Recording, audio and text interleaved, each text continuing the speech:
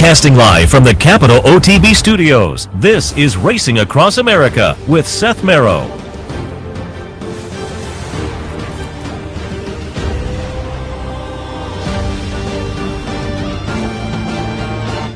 This is Racing Across America, and I am Seth Merrow. Thanks for joining us on this Sunday morning. We'll do a little recap of some of the stakes action yesterday. A little late on the stakes action yesterday, but we'll hit on some of those. And also I wanted to go back and look at one from last week, because last week on the Sunday morning show, we pretty much concentrated on Pimlico and Black-Eyed Susan and Preakness days, but there was a nice stake over at Churchill last week that I wanted to touch on that certainly will play out in that division going forward. But again, there were some nice stakes yesterday, just not as many as we normally. We're in that middle of the Preakness Belmont period lull a little bit, but there was some nice performances as well yesterday, and we'll take a look at some of those a little bit later on. Some handicapping, taking a look at the afternoon action, and then our last segment will be joined by Mike Mcadam from the Daily Gazette.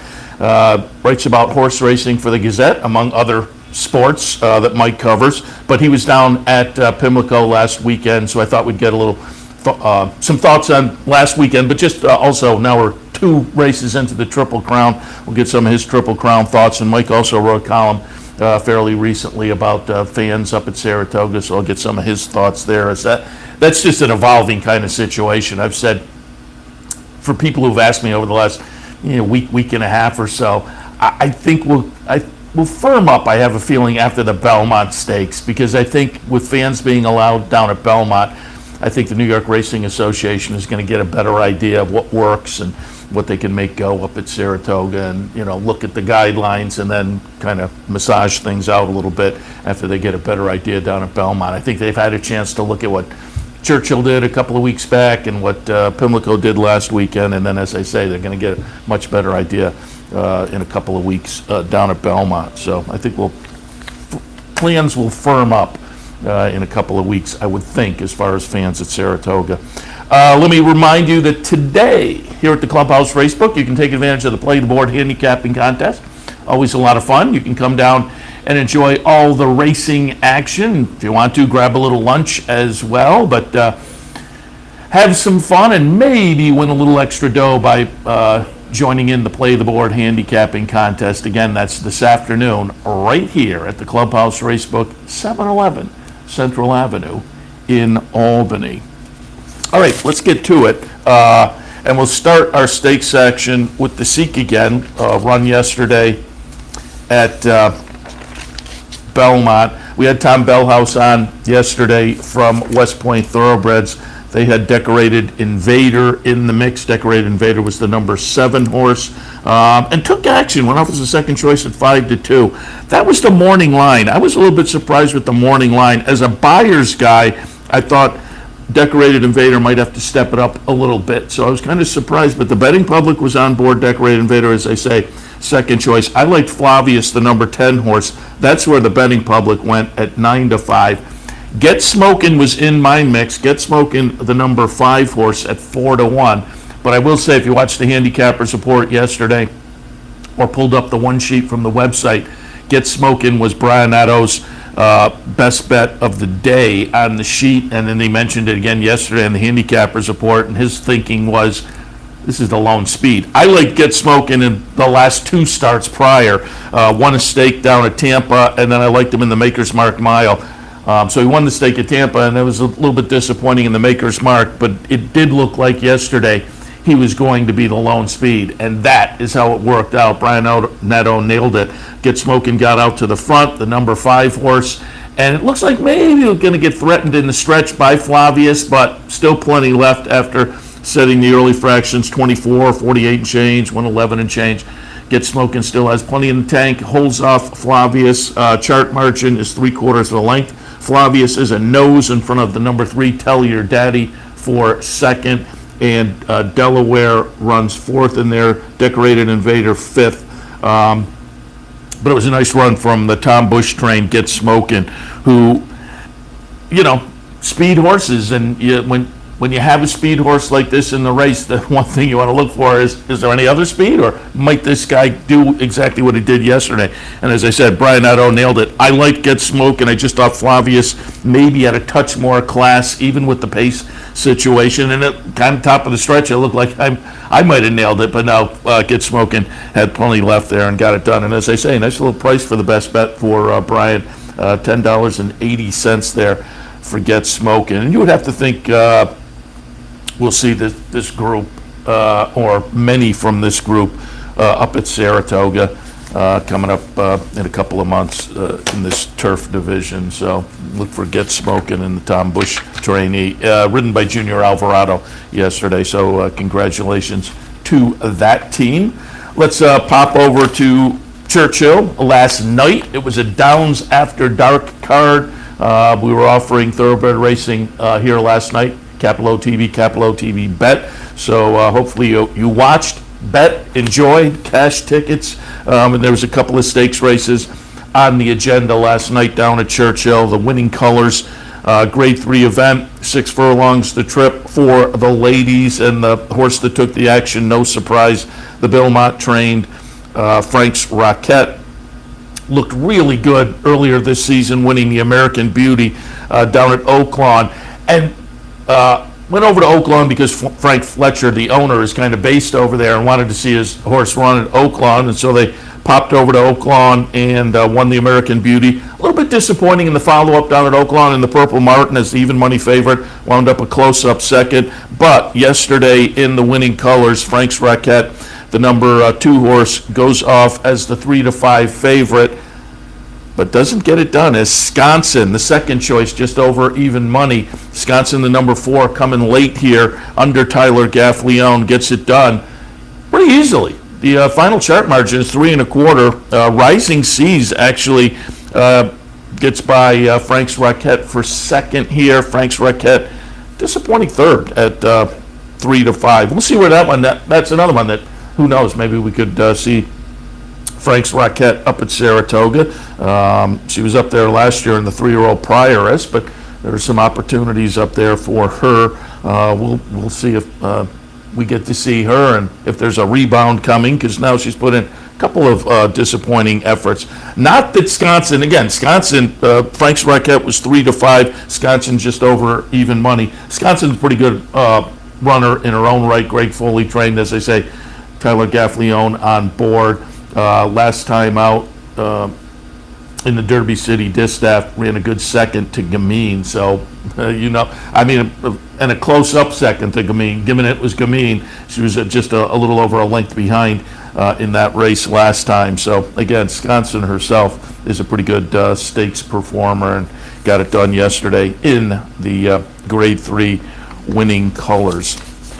Turn the page now to the later stake on the evening at Churchill, the Curtana, 1.5 miles on the grass. This one was kind of interesting because on the stakes preview that Mike Callahan and I did a couple days ago, we were kind of going back and forth how the pace would play out. And Mike was thinking, with a horse coming from the shorter distances to the 1.5 mile, Temple City Terror could be a little sharp. I thought that the speed would be Delika.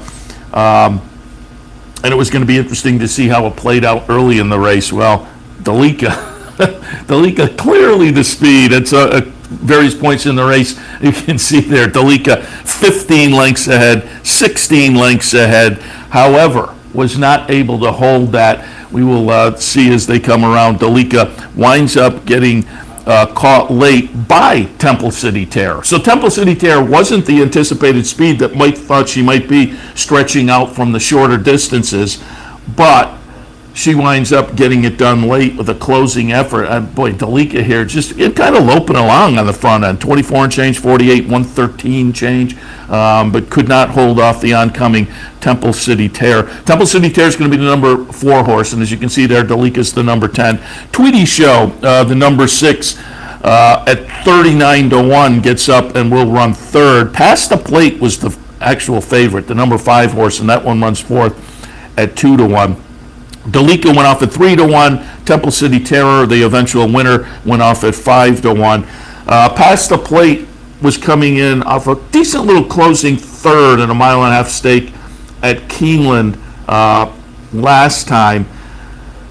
But I was a little bit surprised that horse was the favorite. As I say, to me, Delica looked like the speed I could have seen going in that direction, but that one went off as the fourth choice. My pick was Delta's Kingdom, and that was the close-up second choice, and I probably would have gone as far as favoritism with that, with Delta's Kingdom.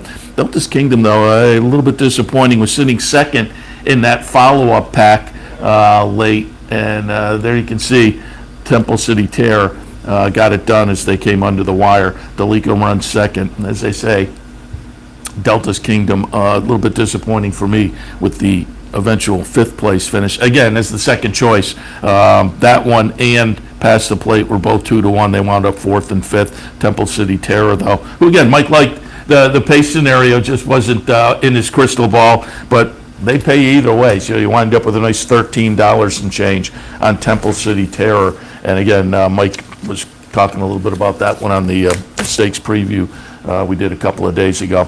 Again, a little bit late on the stakes, so went out and picked up the two graded stakes from Southern California as well. And we'll look at the Santa Maria Grade 2 event for the fillies and mares going 1.16 miles. Favorite in here, 2-5, was As Time Goes By. The second choice was CC. CC last time out, a nice win and an optional claimer in the seasonal debut. I thought she was intriguing. That said, As Time Goes By came out of a stakes win last time in the Santa Margarita, so made sense as that one being the slight favorite over CC. As Time Goes By, Mike Smith on board for trainer Bob Baffert. As time goes by, when they come down the stretch here, number 5 horse will get it done. Has to work for it, though. This is a ding-dong battle with this T, the number 2 horse. At 23-1, the rank outsider, but the Baffert, Tabor Magner runner here with Mike Smith on board, chart margin is only a nose, and as you can see, the big favorite, that's a bob of the head there. CC, the 4 horse, winds up disappointing fourth in the field of 4 at 3-2. But as time goes by, goes as a W on the resume, gets an extra little mark in the win column on the PPs, but it had to work for it there in the Santa Maria yesterday, as I say, for trainer Bob Baffert and veteran rider Mike Smith. We're talking, who was I talking to? We were talking about Mike Smith, though, and somebody was asking, some kind of non-horse racing fan was asking about some of the doings in the Triple Crown, and Mike Smith's name came up, and they said, wasn't he in that jockey show? And I had forgotten all about that, the jockey show they did a few years ago, where he at the time, he was dating Chantel Sutherland, so they became one of the storylines. But then we both said, as I say, they were not, the people I was talking to were kind of non-racing fans, and they said, yeah, that was a pretty good show. I thought, it was a pretty good show. That was like one season out. But I've totally forgotten about that jockey show. Moving on to the second stake at Santa Anita, the Honeymoon. Yesterday, it's the 3-year-old fillies going 1.125 miles on the grass. Going global, this was just master of the obvious again. Going global at 4-5, gets it done and gets it done pretty easily. Nice closing kick here. Under Flavian Prat, the chart margin winds up to be 4 3/4. Going global. This is one, if you don't follow West Coast racing, this is one, it'll be interesting to see what they do. You have a 3-year-old filly on the grass, like the 3-year-old boys. There are a number of opportunities. They can stick out there, but curious if they'll maybe look at something on the East Coast, and I bring it up again because if you don't normally follow West Coast racing, and again, this one went off at almost 7:30 last night, you might have missed it. It's worth watching because going global for Phil D'Amato, this is a nice 3-year-old turfer. Started the career over in Ireland, but the entire 3-year-old season has been over here. Got back to the races, last seen in Europe in November, got back to the races at Santa Anita in February, and since then, including yesterday's win, 4 straight wins in the United States. So this is a nice little 3-year-old filly going global as they say, for trainer Phil D'Amato, Flavien Prat on board. And then again, it'll be interesting to see, where they decide to go with this one, whether they'll continue to pick their spots on the West Coast, but if that one comes east, watch out for going global.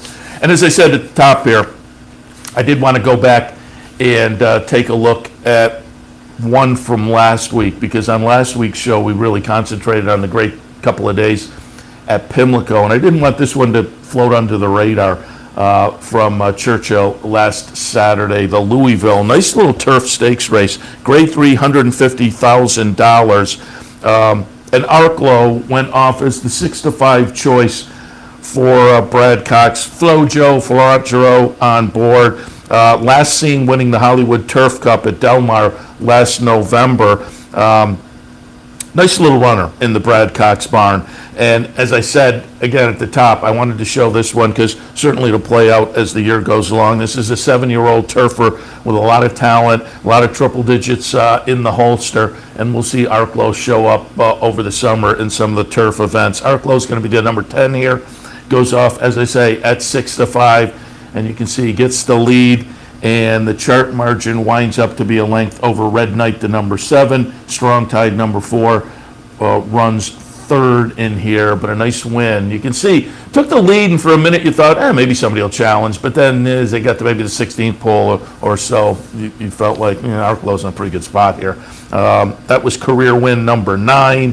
Arklow, well over $2.5 million in the bank as a 7-year-old. Plenty of graded stakes wins on the resume, and he puts another one on. Last Saturday night this was, not last night, this was last week. Again, given that we took a look at all the Pimlico action last week, I thought, let's stick this one in just so people get a chance to see it. Because as they say, Arklow will show up in prominent stakes or graded stakes another 2 or 3 times as the summer plays out. I pulled up last night trainer and jockey stats. Always interesting. You get a few weeks into meets just to kind of review and see who's going well. And I thought Belmont and Churchill, I know all the folks out there probably pay attention, certainly to Belmont, but I think Churchill is right in the wheelhouse of a lot of our players as well. Prominent names at both venues, and so just thought it'd be interesting to kind of pull up and see where we are in those meets as far as the jockey and trainer totals at Belmont Park. Jockey race very close, and again, this was last night, so this includes Saturdays, and I did it late enough that it was after Churchill finished up as well, so the Churchill stats should include yesterday also. But at Belmont, at this point in the meet, Irod Ortiz 1 win ahead of Manny Franco, and they're at 26 and 25 wins respectively. Jose Ortiz at 22, so he's right in the hunt as well. Joel Rosario 18, Kendra Carmouche 15, Trevor McCarthy 14, Eric Cancel 13. John Velasquez down 3, 6. He's sitting 9th with 7 wins currently. But it was announced, Jay Perman in the Daily Racing Forum said John Velasquez announced to be going on Rombauer in the Belmont Stakes. I just have it here on the computer. Flavien Prat, who was on Rombauer, is going to elect to ride Hot Rod Charlie in the Belmont. So that meant Rombauer came open, and John Velasquez, who, has been having a fabulous Triple Crown season, obviously had a huge Oaks Derby weekend and had a pretty good Black-Eyed Susan Preakness weekend as well. It'll be interesting to see what he does down in New York in a couple of weeks, but he'll have a live shot with Rombauer in the Belmont Stakes. So again, top 3 on the jockey side down at Belmont: Irod Ortiz, Manny Franco, and Jose Ortiz. On the trainer side of things at this point at Belmont, Chad Brown on top with 17 wins. Christophe Clement having a really good spring with 15 wins. Robert Tross with 11. Wesley Ward 8. Orlando Notice 7. Bill Mott 6. Linda Rice and Mike Maker. Really, there's a number tied at 5 here. Linda Rice, Mike Maker, Rudy, Chris Engelhardt, Rob Falcone, all tied at 5 down there. But on top, Chad Brown, Christophe Clement, Robert Ross, 17, 15, and 11 wins respectively for them down at Belmont. That takes you through jockeys and trainers at Belmont. And again, over at Churchill, as we're into their meet a few weeks, on the jockey side of things, down at Churchill currently, Tyler Gaffleone in the lead with 21 wins, Florent Giraud 18, then it's a little bit of a drop off to Ricardo Santana at 10, Luis Saez 9, Brian Hernandez 8, James Graham 8 as well, Julian Lepereau and Miguel Mena both at 7. But on top three jocks at Churchill Downs, Tyler Gaffleone, Florent Giraud, and Ricardo Santana, 21, 18, and 10 respectively for them on the jockey side at Churchill. Over at on the trainer side at Churchill, can't get any tighter than this. Three-way tie for the trainers at Churchill on top. Brad Cox, Brendan Walsh, and Mike Maker. They're all tied with 8 currently. Then you get down, a couple have 6 wins, Ian Wilkes and Al Stahl. At 5, Bob Baffert, Chad Brown, Mark Cassie, Brian Lynch, and Wesley Ward. So interesting to see how this trainer battle plays out as we go along in this Churchill meet with currently, at this point, Brad Cox, Brendan Walsh, Mike Maker all tied on top with 8 wins down at Churchill. So again, just interesting to see. You get a few weeks into the meet, how it is shaken out. Is somebody kind of really grabbing things? And it's pretty, on top, it's pretty tight, both tracks, Belmont and Churchill, jockey and trainer side for the most part. All right, we'll take a break. Again, a little bit later on, we'll be joined by Mike McAdam from the Daily Gazette, get some of his thoughts on where the Triple Crown season is at this point. But after we come back from this break, we'll do a little handicapping for Sunday afternoon, so stay tuned.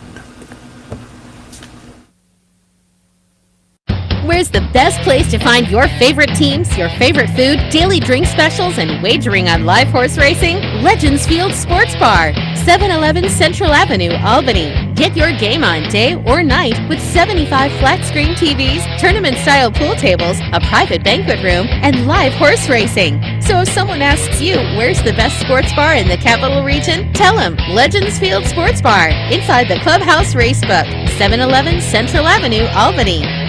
The Capital Region has some of the most sophisticated horse racing fans in the country. That's why Capital OTB built the Clubhouse Racebook. Here you can wager year-round on the best horse racing from around the world. The Clubhouse also has monthly promotions including live bankrolls, handicapping contests, and so much more. Like sports? Watch your favorite teams on more than 30 screens in Legends Field Sports Grill. Food, sports, and the excitement of championship horse racing. Only at the Clubhouse Racebook, 711 Central Avenue, Albany. Capital OTB is now streaming live on Roku. The RTN Racing channel on Roku lets you watch OTB TV live through your Roku device or your Amazon Fire Stick, rather than being limited to computers and mobile devices, which means you can now watch OTB live wherever you are. Simply open Roku, scroll to find the RTN channel, then click on OTB TV. OTB TV on Roku. Try it now. Welcome back to Racing Across America on this Sunday morning. Seth Merrow in the studio. Thanks again for joining us on this beautiful Sunday morning. I'm like springtime attired.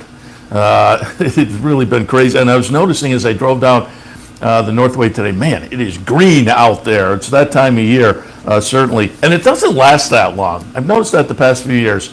You get that green period, and then there are certain, like tall grass seems to turn brown, and it's slightly depressing because it's like, man, it was green for like 2 weeks, and then you look over on the side of the road, there will be that field of tall grass that has already turned brown. So take advantage of the springtime greenness over the next few days, because as they say, the trees obviously last all summer long, but there are areas that go brown really fast.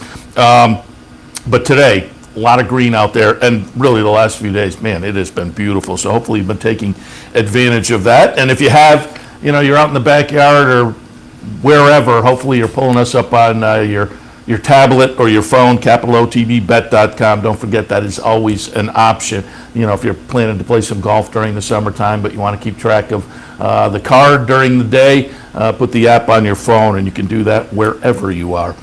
I'll take a look at the late pick 5 at Churchill on the handicapping segment here. We'll see if we can give out some ideas. Again, I'm not going to give a specific ticket, and it's pre-scratches. I haven't seen the scratches yet, but go through the sequence and just maybe toss out some ideas that you might think about this afternoon. If you're playing that late pick 5 at Churchill, it'll kick off in race number 6, about 3:15 this afternoon. I have the 6th at Churchill. It's maiden special. It's going 5.5 on the grass.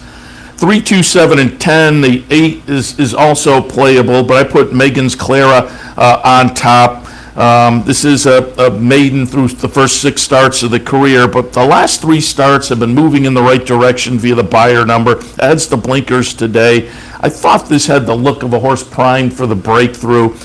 Dynamite Gift in the 2nd spot. Also, the last couple of starts the numbers seem to indicate maybe this one's turned the corner a little bit and also maybe primed for a good effort. Naughty Rendezvous gets back to the grass. The 2 grass starts, 3 and 4 starts back, might be the best starts of the career. In off-the-turf races, the last 2, I think getting back to the grass for the Outstall runner, Naughty Rendezvous, a player. First-time starter, Town Avenger at 12-1 by Speightstown. I like Speightstown runners first time out. If you're looking for a price maybe to kick off your pick 5, I think that first-time starter is okay. And I will also mention Bold Confection for Danny Garrigan. Again, you have 8-1 Tyler Gaffleone, as we mentioned earlier when we went over the stats. Tyler Gaffleone having a very good meet. This is when the career debut down at the fairgrounds was very good. Its 2 subsequent starts are just head scratchers, though. But I thought moving into a new bar and switching up the surface, maybe we get back to that debut effort. If so, the 8-1 morning line might be interesting on Bold Confection. So I had it 3, 2, 7, and 10, and I thought the 8 was maybe a little bit interesting also. 7th race at Churchill this afternoon, $50,000 claimers going 3/4 mile. 3, 6, 5, and 1. Final Jeopardy at 8-1. I thought this horse was a player. First time gelding symbol, firing numbers that are very good and match up very well with this field. I think the 8-1 will be kind of generous given what's on the page for this one. The race at Oaklawn, 2 back, was, okay. It was a 6th place finish, but it was okay via the number. The number improved with another 6th place finish at Keeneland. I think this horse, again, just seems to be firing the right numbers with this particular group and getting a little class relief. At the 8-1, we'll put Final Jeopardy, the 3 on top. 2nd slot, I'm Corfu.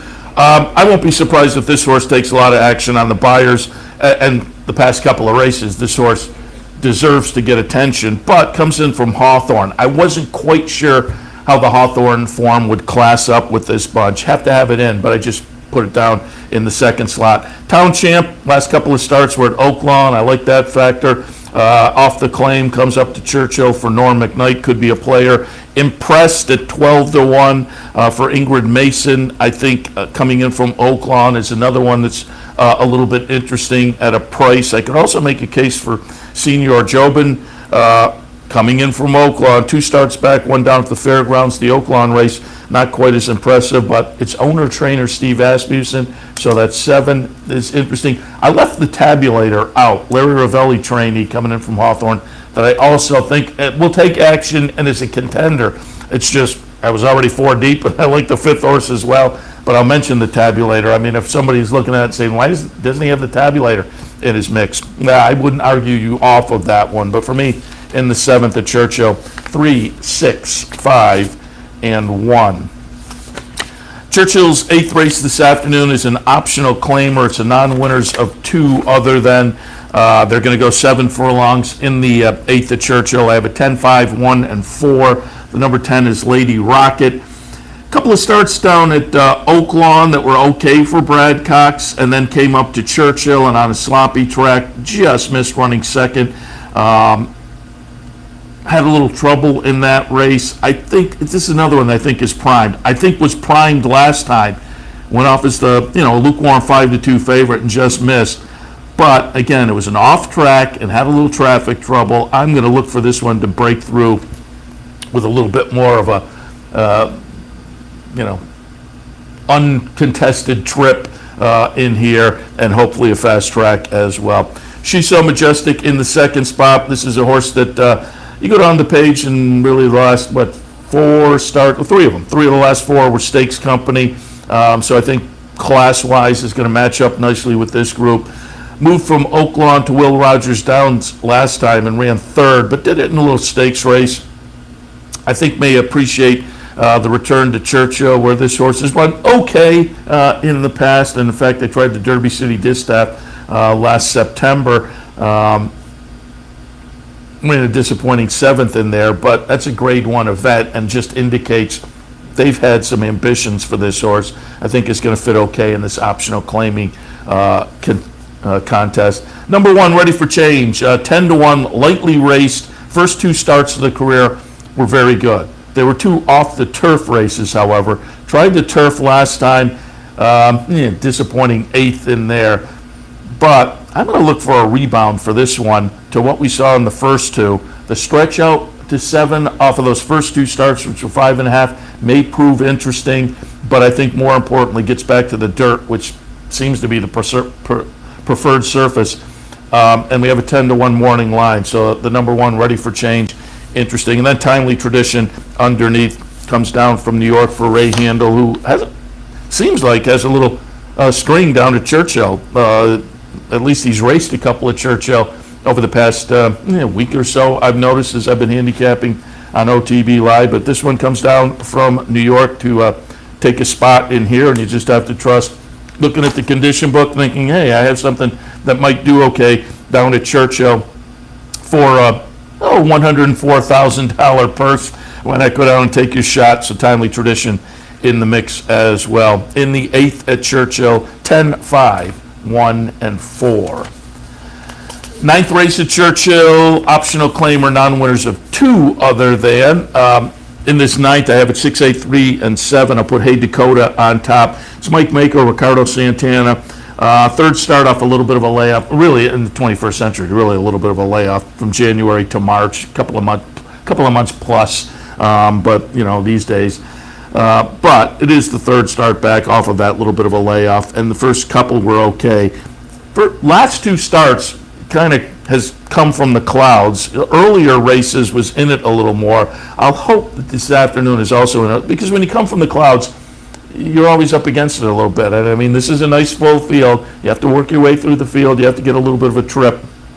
But again, with a couple of starts now under the belt in March and May, we'll hope this one gets up into the thick of things a little bit earlier, so there's not as much traffic and it's not as much to do late. And I think if that's the case, Hey Dakota is solid. Salvatore Monday in the 2nd spot. Also has a little bit of a closing kick, but does have the blinkers today, which I think will put this one in the hunt a little bit earlier, and Silenced in the 3rd spot. This one, on the other hand, last time out didn't show speed, but typically does. And just looking at the rest of this field, there are a couple in here that you anticipate maybe will show some speed, but I think Silence will be the one that they'll have to catch.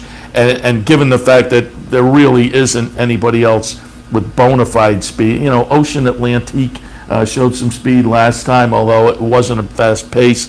I think Silence, the number 3, is going to be the catch me if you can horse, and that's always very dangerous. So the 9th at Churchill, I have it 6, 8, 3, and 7. And finally, we'll wrap up that late pick 5 at Churchill. The 10th race will go off about 5:30 tonight. I have this one 9, 6, 7, and 3. Maiden Special is going to mile and 16th for $100,000 purse. The number 9, Alejandro, on top. 5 tries, hasn't gotten it done yet, but goes out for Steve Asmussen and Stone Street. And as you would expect with those names involved, there's some decent breeding. Hasn't quite lived up to it yet, although this horse did win 2 starts back. Did come under the wire first 2 starts back, subsequently disqualified. Followed that up running 3rd. But again, this is a horse that's already essentially broken through. We'll give it another chance on the numbers of the horses with experience in here. Those last 2 give Alejandro a clear edge. 2nd spot, Cryo. The Brad Cox trainee has put in 3 starts down at Oaklawn. I like that, the move up from Oaklawn. But the last couple seem to be 2 nice improving efforts. A horse that maybe is kind of figuring it out as we move along the career here. Could be primed for a nice effort this afternoon. Tango. the number 7 horse also in the mix. Jack Sisterson, Calumet Farms, was in an off-the-turf race in the career debut over at Keeneland, and ran an okay third. Has the look of a race that provides a foundation to build on. Some experience there. Got to figure out the game a little bit and may benefit from that moving into this second start of the career this afternoon. So the 10th and final at Churchill, 9, 6, 7, and 3. All right, that gives you an idea on the late pick 5 at Churchill this afternoon. And again, we'll be looking at that live as well when we come back for this afternoon's OTB Live program, probably a couple hours from now, 12:30-ish or so. We will jump in with some Belmont and some Churchill and much more this afternoon. But we will continue now with a break, and when we come back, we'll be joined by Mike Mcadam, horse racing writer for the Daily Gazette. As I noted at the top of the show, last week he was down at Pimlico, so we'll get some of his thoughts on the action last week down in Maryland, some overall thoughts on the Triple Crown season so far, and as I said, he recently wrote a column about fans up at Saratoga. We'll get what he thinks may play out there, and also the column, I'm reasonably certain he was over at Saratoga Harness to see fans there as well, so we'll get an update on what that situation is also. A break coming up. After the break, Mike Mcadam. Stay tuned. The Clubhouse Racebook is the Capital Region's new home for racing and sports. 25,000 square feet of Vegas-style action with live wagering on the best horse racing from around the world. 260 flat-screen televisions and state-of-the-art wagering terminals. So don't miss out. The fun is only minutes away at 711 Central Avenue, Albany, just off exit 5 of I-90. And don't forget, if you can't make it to the Clubhouse, you can always wager online 24/7 at capitalotb.com.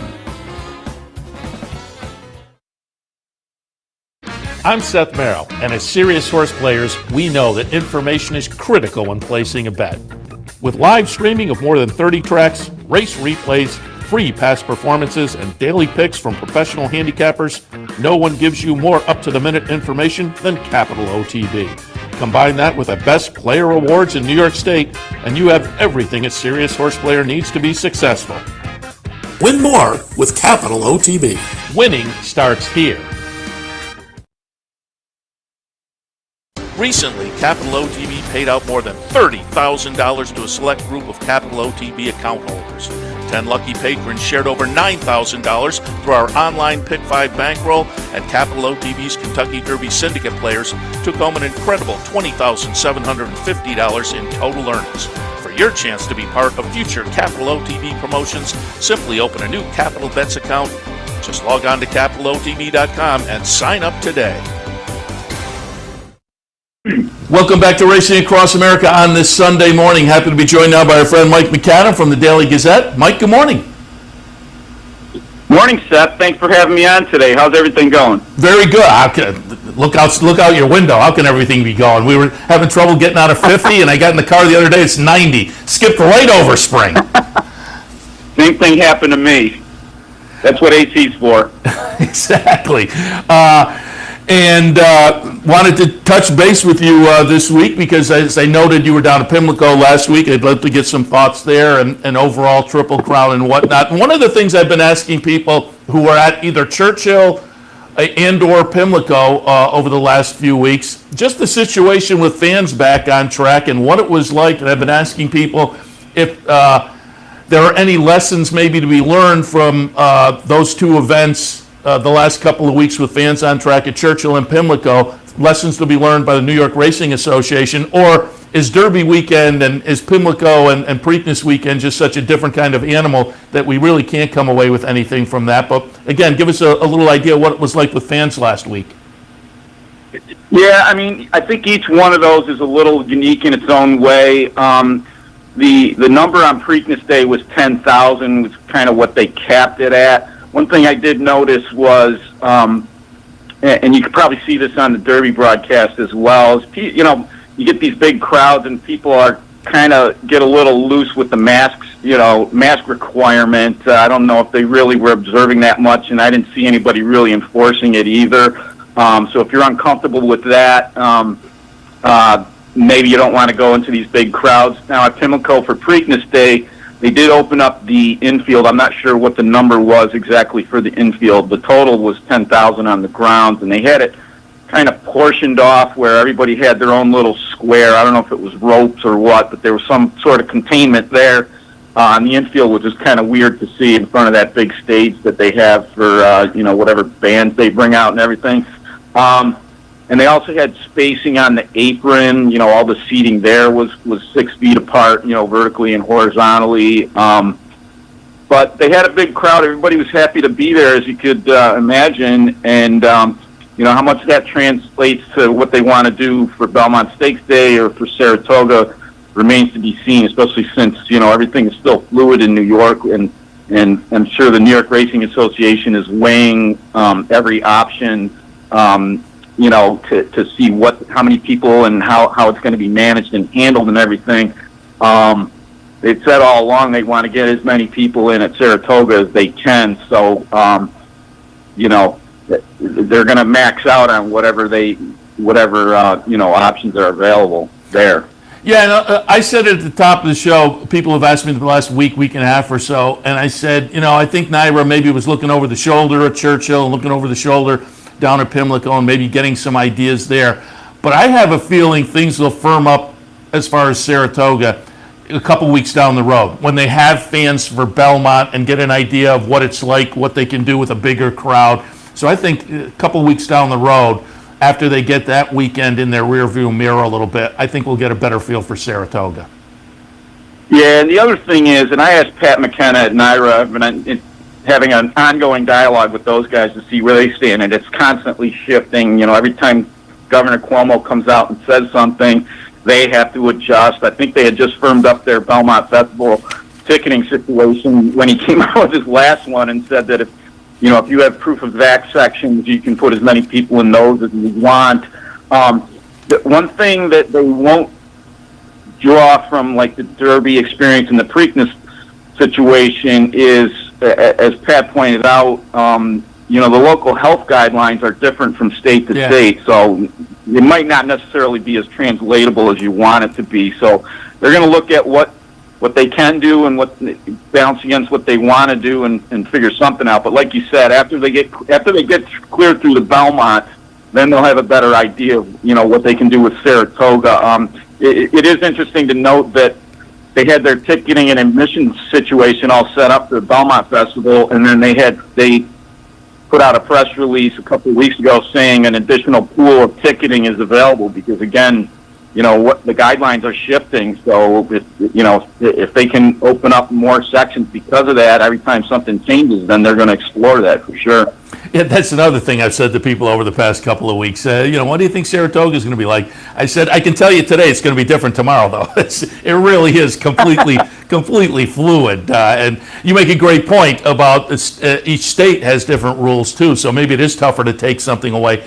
But again, even in this state, it's constantly changing. I was looking at your article that you wrote about this just recently, and it seemed like from the article you spent some time up at the harness track, which is now allowing fans. What's the situation like up at the harness track? Well, I went up there the first day that they had admission available, just to talk to some people. I figured there would be some obvious crossover between anybody who showed up that first day and attendance at the flat track across the street. And sure enough, a couple people I talked to, I just went there to get a little feedback from fans. It was a Monday noon card, so you can't expect a lot of people to be there anyway. And they have a rule where at the time, I don't know if it's changed since then, where they had to max out at 200 people, which doesn't sound like a lot, but at the harness track, it's not terrible. And there were probably about 100 people there at noon when I was there. I hung around for a half hour, 45 minutes. Long enough to see some 85-1 bomb come in. I read the article you described as hearing the guttural roar of somebody up in the stands as the $180 horse came under the wire. Yeah, this poor, nobody had it as far as I know. I know I didn't. But people were just fired up to get back to that experience of being able to sit in a seat and hear the horses and hear just all the sounds that you get at the racetrack that you don't get over watching on the TV or your phone or your laptop or whatever. So just to get out in the open air and see other people and kind of that shared experience was something that, clearly was valuable to at least 100 people on that first day, which I think was like May 5th or 3rd or whatever the heck it was. It was the Monday after the Derby. Yeah, the guys in the control room were saying the 3rd, so yeah, you nailed it. Right. It's just nice to see, fans are getting back, and you could, through the TV screen, you could get the feel down at Churchill and at Pimlico last week, and nice to know the fans are back at the harness track, and, knock wood, we're looking forward to across the street in a few weeks as well. Let's talk a little bit about the actual races last week, and we'll start out with the Preakness. We'll show the stretch run here. I like Midnight Bourbon. I'm stuck with second-highest this Triple Crown. Mandaloon in the Derby and Midnight Bourbon last week as Rombauer makes the late run and gets by Midnight Bourbon. Medina Spirit, the Derby winner, winds up 3rd in here. Give us your impressions of the Preakness. I think running sub 47 for the half 2 weeks in a row. Eventually caught up with Medina Spirit. It was, he was in position. He was where he's supposed to be, and it just kind of caught up with him.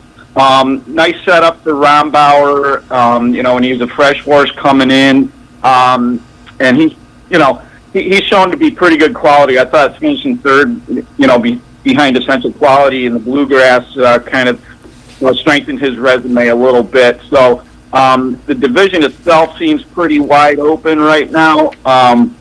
Let's say Medina Spirit, I put him in the penalty box after he tested positive in the Derby on the weekly NCRA voting poll.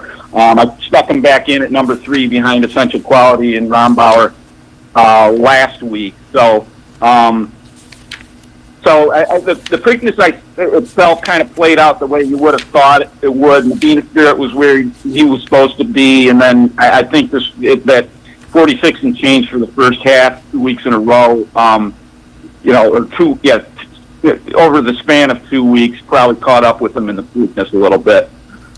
And you said it, you nailed it when you said, the division's a little uncertain at this point. Yesterday in the Handicappers Report, Brian Addo and I were kind of commenting, and it seems to be playing out the way the prep season played out, and our take was kind of this division won't sort itself out until we get to the summer stakes, kind of Haskell, Travers, or maybe even a little bit later than that. It just has the look of really being up in the air at this point, the 3-year-old division.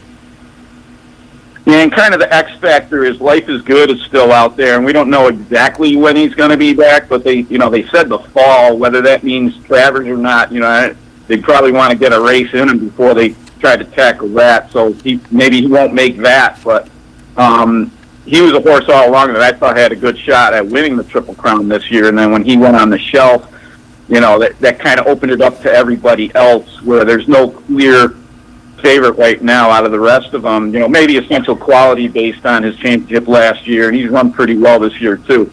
But it really is up for grabs, which makes it interesting too. Everybody loves the Triple Crown being on the line in the Belmont, but that race is kind of up for grabs, and thankfully Essential Quality, throw his presence in there, and that adds to the luster of the Belmont for sure.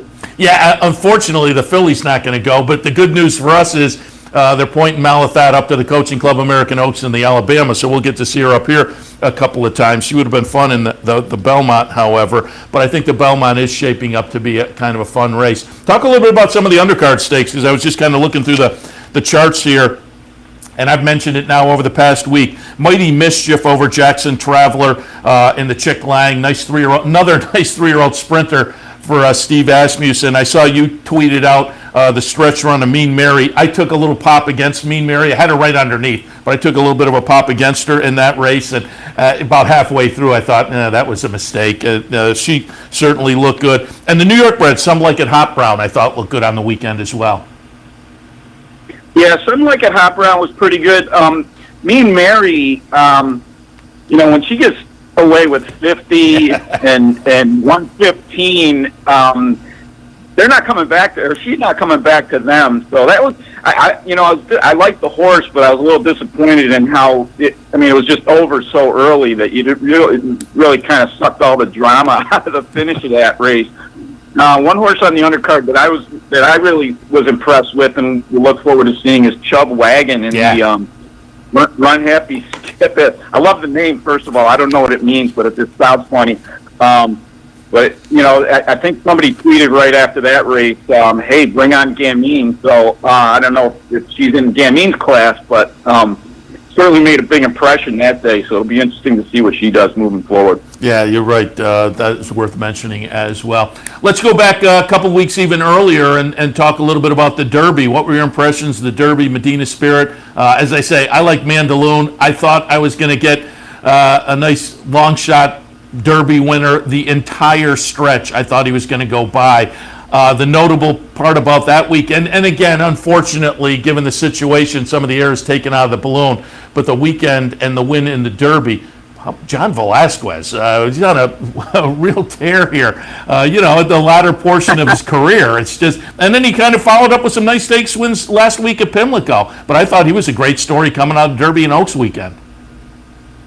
Yeah, that was sort of like the mitigating factor of everything else happening with the drug positive was like everybody's rooting for John V.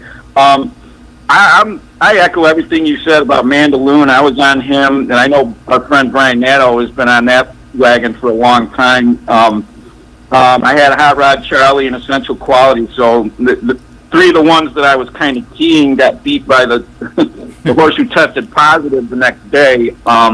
So I wasn't thrilled about that. But yeah, it's Mandaloun. I played him, and I had Hot Rod Charlie and Essential Quality, and I thought they all ran pretty well, especially Essential Quality. I think he had such a wide trip. Someone said he ran 68 feet longer than the winner based on, you know, the Preakness data and everything. So other than that, I mean, disappointment-wise, Rock Your World I thought was going to run better than he did, and he just didn't do anything at all. You know, had a little bit of trouble at the start, but he was one that probably, in my camp, I would say was the disappointment of the Derby. And now give me your thoughts on the Baffert situation. You know, I said when it came out on that Sunday, I said, boy, unfortunately it's taken the air out of the balloon after a really, that was 2 good days of racing at Churchill. Oaks and Derby Day, the undercard stakes were great. Those winners will play in divisions going out, and so it took a little of the air out of the balloon, and I said, I hope there's 2 good days of racing coming that kind of get us talking racing again, and it seems like it's played out that way. The Baffert story has kind of disappeared a little bit. Part of that is we're waiting to see what the split sample is going to do, and waiting to see when they're going to look at the split sample. But my take was right from the beginning kind of, given what the scrutiny he's been under the past year and a half in his situation, okay, even if it's the cream and, you know, you go with that, boy, it's just super careless. I mean, with the banned substance on the label, and I get that in California this wouldn't have been an issue because they don't test for this substance at that level, and so I get that, but he's got enough of a staff, you would think, and certainly enough money behind him to have the rules sussed out at all the various venues. And so, again, given his situation, and this is the Derby, for goodness sakes, it was just, at worst, it was super careless. At best, it was super careless. That's exactly what I said to my editor right after the race. I said, at best, they're guilty of sloppiness, which is really, really aggravating considering they're the ones who said last fall, we're going to crack down, we're going to buckle down, we're going to make sure we're compliant. And it doesn't matter at all that the amount and the actual substance, which is a legal therapeutic anti-inflammatory, was so small. It's hard to argue that it had any impact on him winning the Derby, but that's not the point. I mean, you guys said you were going to buckle down and be more careful and be in compliance, and how can you not know what's in this rash ointment that you're putting on your horse? I mean, how can you not know that? So it just drives you crazy because, he knows what kind of scrutiny he's under. He's publicly stated that they were going to change their ways and be cleaner and everything, and then this happens in the Derby. It's just, sucks all the life out of the whole situation, and it compounded by the fact. But then he gets on and doubles down about, blames everything else in the world except looking in the mirror, with his own practices. And so it really, for someone with his power and his influence and his media presence and the resources he has, this shouldn't happen. And when it does, don't blame everybody else in the universe except yourself. So really, it's kind of a snake over the whole thing. But then, like you mentioned, we come back with the Preakness 2 weeks later, and the people who won it are like the opposite of the whole, Baffert machine. The Fradkins, who have that little 2-horse breeding operation and usually sell all their babies, and circumstantially they wound up keeping this one, and he wins the Preakness. Kind of like I said in my column, it was a little bit of a breath of fresh air after everything else that happened. Yeah, no question about it. And people are still, had a chance to get focused on racing again, and a couple of good days at Pimlico as well. Although there was the Linda Rice story this week as well, which has played out now for quite a while with the hearing and waiting for the hearing result. I'd love to get your take on that, because my take was, and for folks who aren't familiar, Linda Rice, the accusation was she was getting essentially inside information from the racing office on which horses were entered in races, and then she would decide whether or not to enter her horse, which I get. It's just unseemly and probably unethical. You can make the case there to get that inside information. I get all that. But they were saying conduct detrimental to racing. My take was, if a horse doesn't get entered, as a bettor, I get the PPs for the horses that are in, and I handicap the race. It doesn't make a difference to me. And if a horse gets entered next week, I handicap that race. So I don't know how it affected the bettors really. But again, I get that you can make the case that shouldn't be going on. That all said, then, I just thought the penalty was kind of super harsh. 3 years. I could see a fine in, weeks or months maybe, but the 3-year penalty kind of shocked me. Yeah, and as somebody pointed out, the hearing officer in charge of all of this is a non-racing person, which means, they probably don't come in with any context or precedent of, what penalties match which crimes or transgressions. So maybe that had something to do with it. It did seem like a pretty harsh penalty, within the context of other stuff that's happened and the punishment that goes with it. I know they've been investigating this for a while, and it's an integrity issue, and racing has to be really sensitive to those kinds of things. But again, typical racing, for it to come out the same day as the the Naira Baffert suspension, is it's just like when it rains it pours. And so I think the payment end of it, I'm not sure she's the only one that does that as far as tipping, the gate crew and stuff like that, and stuff that much of it that she portrayed as just sort of like Christmas presents or Christmas bonuses that she independently did. But, the getting the information side of it is, again, that's an integrity issue, and racing has to be really very sensitive to those sorts of issues right now.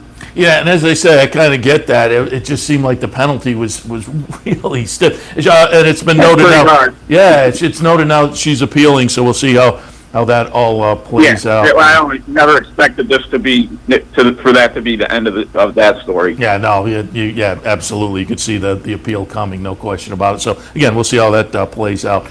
Mike, as always, appreciate the visit. When we put your picture up, we had your Twitter handle up as well. People can check you out on Twitter. That links to a lot of the horse racing pieces you do. And I had Wilkin on a couple of weeks ago, or last week. I had Wilkin on kind of in preview of the Preakness, and a couple of weeks ago I had Pat Mckenna on, and both were kind of laughing as we discussed how it's gonna transpire up at Saratoga this year, and we all agreed. I kind of hope they put us back in the dining room again, the temporary press box. That was the best press box ever. Well, the only there's a couple problems, including them having to clean up like a big pile of pigeon guano every morning, near our table. Yeah, they got it on my computer one day.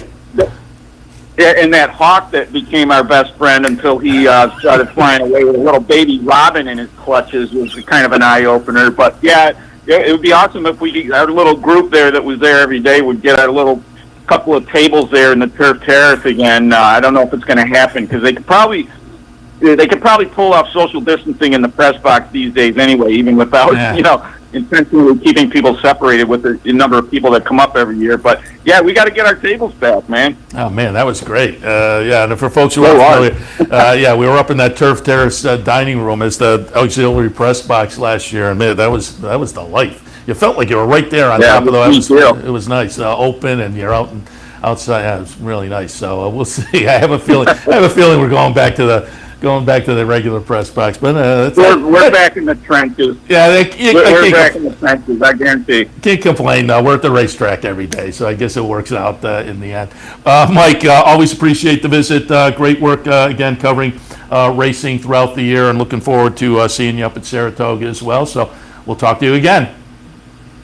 Thanks a million for having me on, Seth. I'll see you at Desperate Annie's also. We'll pull that one too. There you go. Hey, the Desperate Annie's got famous. Owen Wilson was filming this movie there, I'm told. I saw that. Well, I didn't know that he actually wound up in there, but I knew he was like in the neighborhood. Yeah. No, he's. That's the reason. I'm in some magnet. So next time we go, we can maybe look for his stool, and we'll be able to sit on the Owen Wilson stool.